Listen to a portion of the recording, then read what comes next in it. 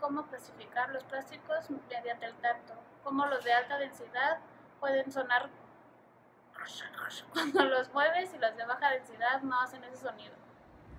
Inicialmente se quiso hacer una medición del peso molecular de una manera lineal, pero se veía como una curva normal pero sesgada. Entonces lo que se optó para solucionar este problema fue realizar la misma curva, pero que el eje X de la curva sea lineal logarítmico.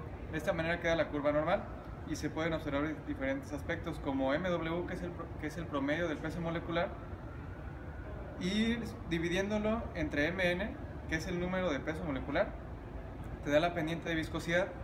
En cambio, MZ, que es el promedio más alto de estos datos, se relaciona con elasticidad, y a partir de estos valores podemos encontrar diferentes números que se relacionan a la elasticidad y viscosidad para las aplicaciones de los materiales que vayamos a utilizar.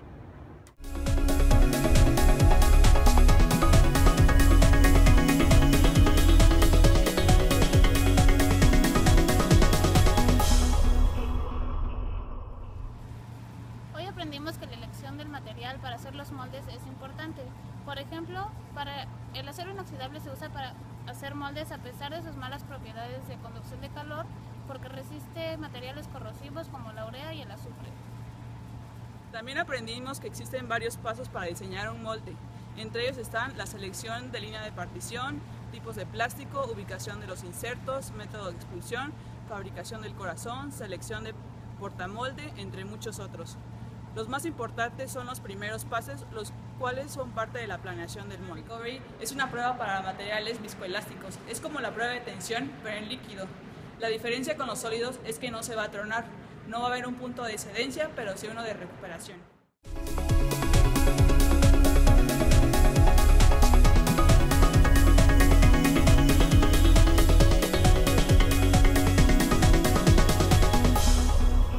También hubo otra parte en el laboratorio en la que utilizamos la extrusora para poder combinar los nanotubos con el polipropileno y así hacer una mezcla de pellet al 20% con el Masterbag.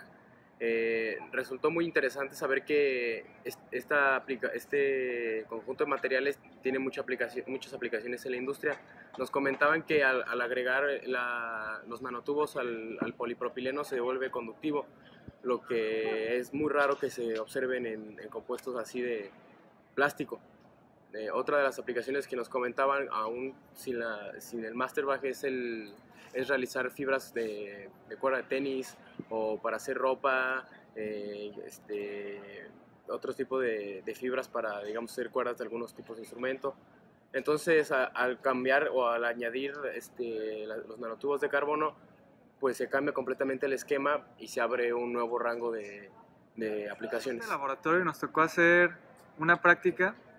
Primero que nada preparamos la prensa a 190 grados centígrados y después preparamos las láminas de acero, donde colocamos el pellet ya procesado con polipropileno y el Masterbag ya como dilución, por así decirlo. Lo colocamos en pequeños agujeritos y esos ya iban a la prensa y ya nos sacó unos discos que creo que vamos a utilizar como probeta. Después, en la otra máquina, hicimos una combinación de polipropileno con el Masterbag, pero ahora se calentó y se buscaba que el torque no pasara 25 Nm, que la temperatura estuviera adecuada, las revoluciones por minuto, el máximo que llegamos fueron 50, y a partir de estos procesos pudimos obtener las probetas y aparte el material para después someterla a una prueba de tensión.